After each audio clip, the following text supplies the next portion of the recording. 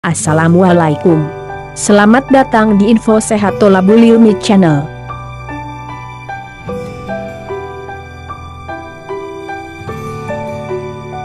Menghadapi perubahan cuaca membuat anak-anak rentan terserang flu.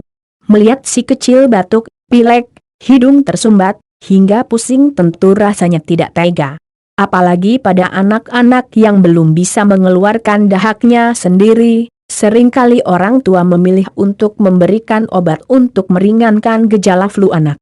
Tapi ternyata tidak direkomendasikan untuk langsung memberikan obat-obatan kimiawi pada anak.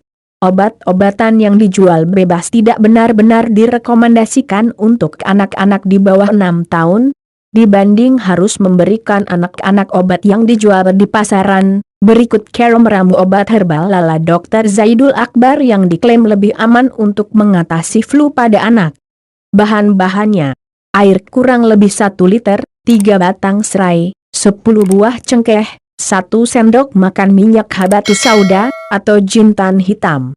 Cara membuat: rebus semua bahan, ketika sudah beruap, uapnya diarahkan ke bayi, atau minyak habatus sauda bisa dibalurkan ke dada dan punggung bayi, dan tambahkan sedikit VCO atau zaitun. Terima kasih telah menonton video saya. Jangan lupa like, subscribe, comment, dan share untuk membangun channel Tolabul Ilmi untuk terus memberikan pengetahuan untuk para pecinta kesehatan.